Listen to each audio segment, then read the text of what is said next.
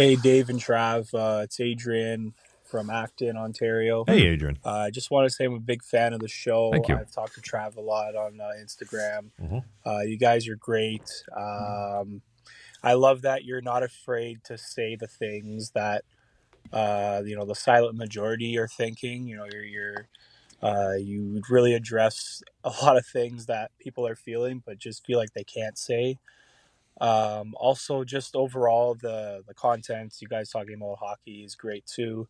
I also think you guys are very overhated, to be honest. I think you guys are doing great stuff, great show, and people love talking shit about Trav's professional hockey career, which I think is not cool because I didn't play any hockey growing up, so it's I like I cannot criticize really anyone. I'm not really in a position to criticize anyone. I got into hockey a little bit later, but anyways, I just wanted to say keep it up, boys. You guys are great, and I'm a big fan. I listen to you guys a lot on my commute to and back from work every day. So yeah, keep the good vibes going, boys. Excellent. Bathing in the compliments. Oh, like I said, Nice call, by the way. I'm not good at receiving them, but I love hearing them. Can I say too? Also, this is one thing I never understood, and this is something that maybe in the last 2-3 years I've started to more adopt.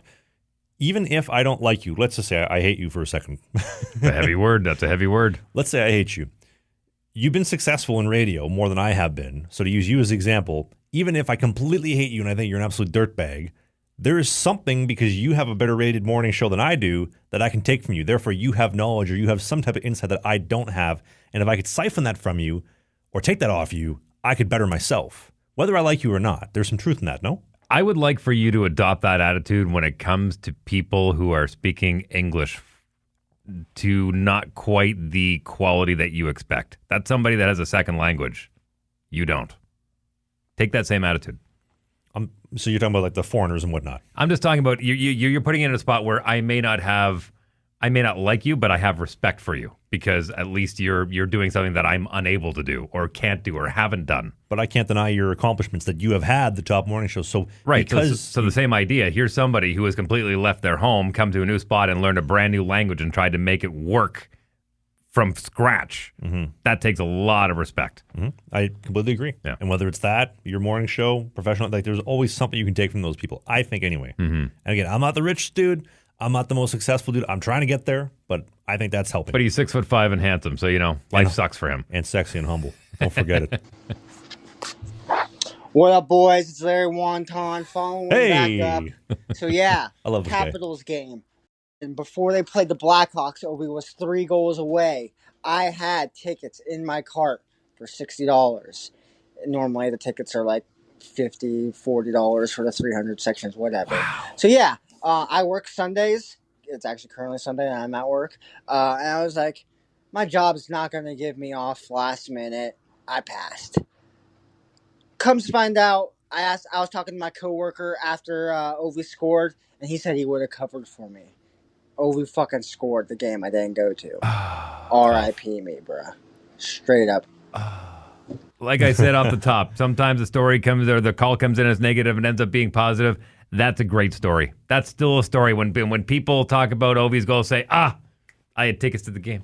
I had tickets. It's like the old line from Good Will Hunting. I had to see about a girl. Know what I mean? Hey, at least your ex-girlfriend didn't gash you from a Spotify premium. My God. I'm not over it. Gonna save $8 a month. Trying to build an empire here. Hey guys, just wanted to hear your thoughts on what I think is a pretty good goaltending duo with Jake Ottinger and Casey DeSmith out in Dallas. Mm-hmm. Just want to hear Dave and Trav. What are your guys' thoughts on them? Thanks, guys. Out of every team in the Central Division, that's the team that scares me the most when the Jets have to go up against them. Dallas? Yeah. Goaltending-wise, offense, defense? All around. Jamie Benn is still dominant, man. He may not be putting up the numbers, but he's one of those guys that you got to be aware of when he's on the ice, you're aware. If you don't know he's on the ice, he's going to burn you. I like Casey DeSmith a lot. He's really come in there. He's played a great game. He got a little bit shafted in Montreal, obviously tough team. I feel like Vancouver, they absolutely shivved him. I mean, he was back on for Demko. He was supposed to be the playoff guy, and then gets a little concussion. I think somebody ran into him in Nashville, and then Seelovs takes the job, and then they say, see you later, send you packing, like right before I got gassed off the Spotify premium account. And Jake Ottinger, like we mentioned last week. Married. Guy got married last summer. Mm-hmm. There's a little part of a man that dies inside when he gets married, especially when you're playing in the National Hockey League. You're a top 3 goaltender in the world. You got married last summer. A little, you like the old saying goes, a hungry lion hunts best. That dog's gone a little bit. He's had a great season, but that dog is dead. I think Rantanen's got a lot of incentive this year, and if they can keep him motivated throughout the playoff run, I think he could be dangerous.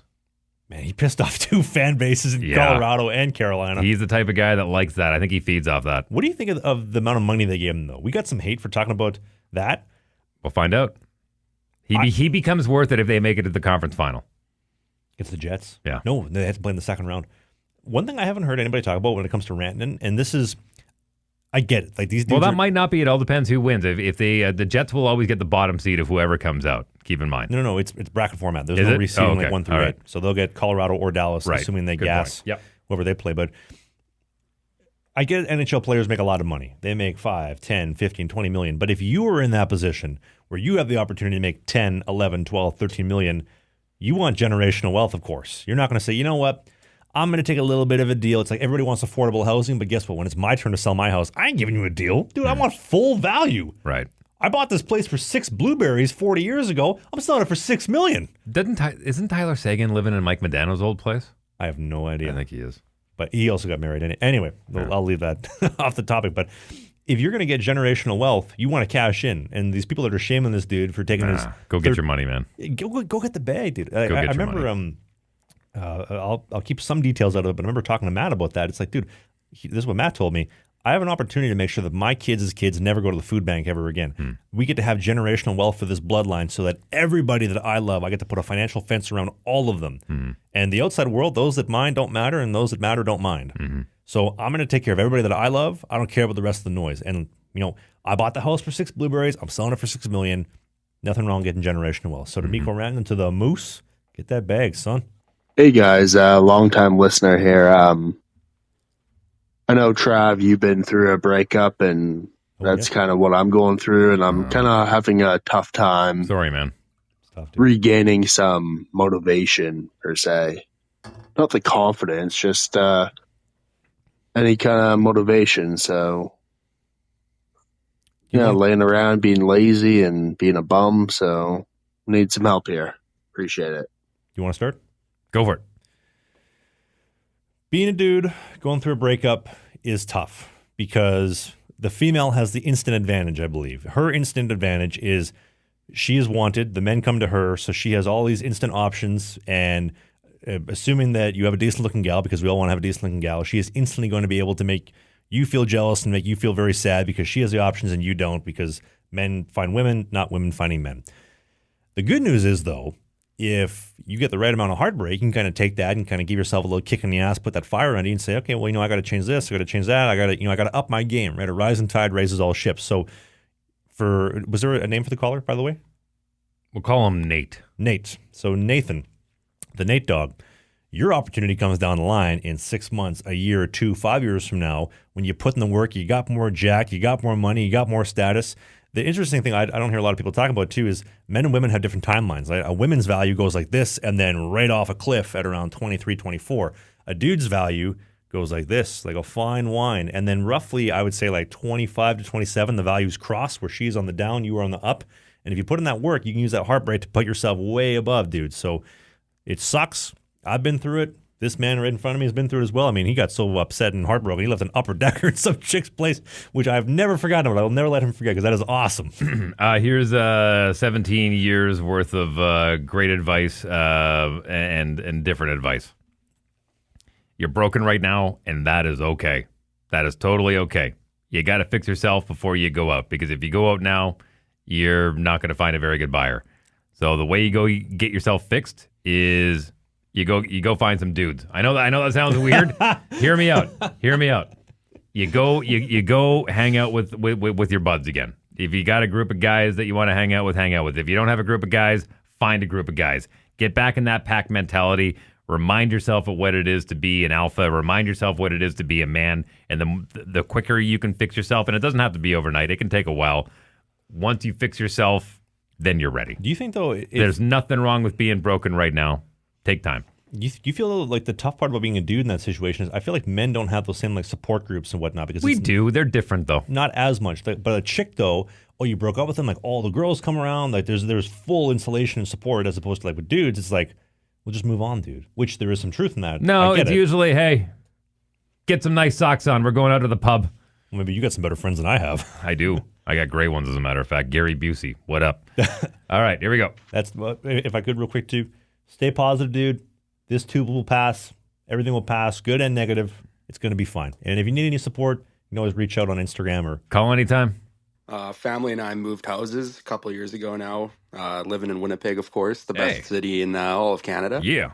I found a disc from Thursday, March 20th, 2008, from the MTS Center, Manitoba Moose for San Antonio Rampage. And wow, I must say, Dave, with this day's economy, I sent over that video to you, Trav. I'm just wondering if that FJ Cruiser is still available. So, yeah, hopefully you can let me know, Dave. he's still working on getting the video ripped to digital so I can put it on the video version of the show. I'm waiting on it. Wow. Thoughts? I can't wait to see how handsome I look. That mustache. Ooh. You would give Stuart Skinner a rival. Ooh. That salad, giving Candace someone to hang on to in the back. That was the year before I met my wife. So, yeah, I would. That You would hadn't met her yet. I had met my wife in 2009, so that would have been the year before. Well, you're an absolute weapon back then. Oh, I'm telling you. There was nobody safe from that mustache. Oof. Mustache rides. Who wants a mustache ride? I do. Give you a little wheel around. What's going on, boys? It's Alex from Toronto. Obviously, I know Ryan Reeves has been down with the Marlies. Do you think that the Leafs find a way to pencil him into the lineup come game one? Obviously they've got Brady Tkachuk and whatnot, but just wanted to hear what you guys thought about this. Only if things go bad. You think so? I don't think they put him in the lineup, but things are going well. I think he's ready to go. I think they got him up as a black ace. I think he's actually, you know what? Truthfully, I think he's probably taking warm up and then probably going to sit up on the shelf after. But he's ready to go.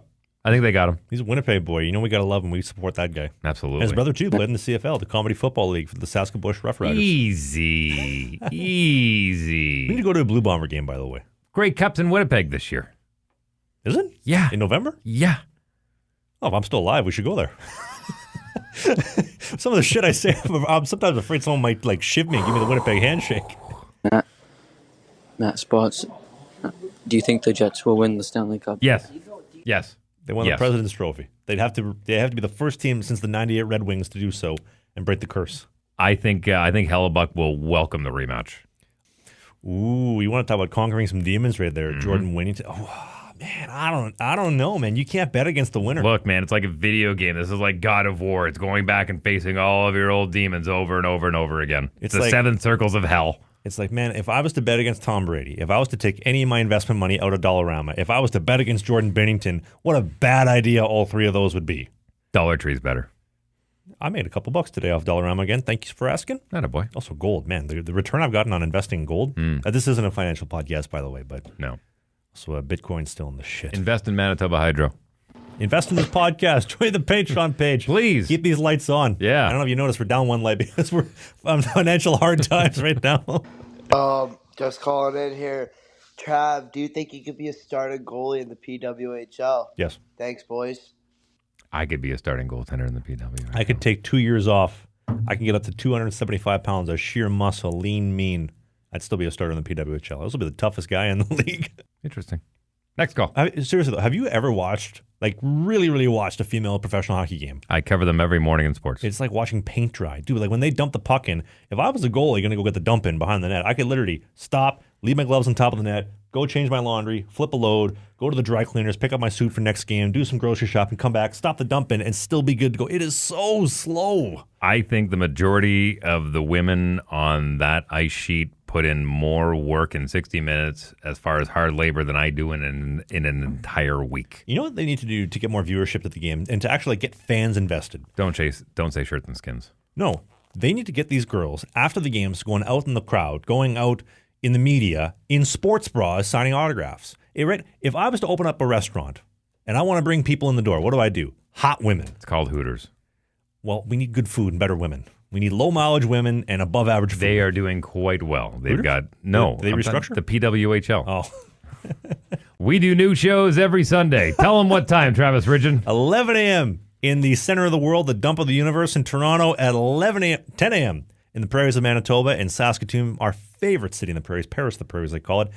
9 a.m. on the foothills of Calgary, 8 a.m. in the Pacific Northwest. This is the greatest hockey show on the planet. New shows every Sunday on YouTube. You get to see this beautiful, sexy, humble, smiling face. Canada's most iconic, legendary radio DJ right across from me, right here in our beautiful studios right outside the Winnipeg airport. You can actually hear the jets flying over top of us as we speak. You can hear them flying all the way to the Stanley Cup final. Oh, I got to go to the airport after this. I got to go back home to Vancouver to go see my missus. But fly safe. We will see. I'm going to go to a lounge. I'm going to crush some bacon and beans tomorrow. Good man. Do a little eggs, little sausage, little bean, sriracha, ketchup. Happy Easter, by the way, everybody. Happy Zombie Jesus Day. Can we also say, too, Terry Fox, the 45th anniversary just passed of the Marathon of Hope. That man is a Canadian hero that I don't see enough people talk about enough. I think we need to honor that guy a little bit more for what he did for our country. Absolutely. As opposed to our Prime Minister who took him out of the passport and put a squirrel and a picture of himself. What a narcissist. He takes Terry Fox out and says, here's a picture of me swimming instead. 1 week away from the election, everybody. Enjoy. Woo! Hey, more hockey content. It might be old, it might be new, it might be a full episode, it might be a half episode, but you can click these boxes because who doesn't like clicking boxes?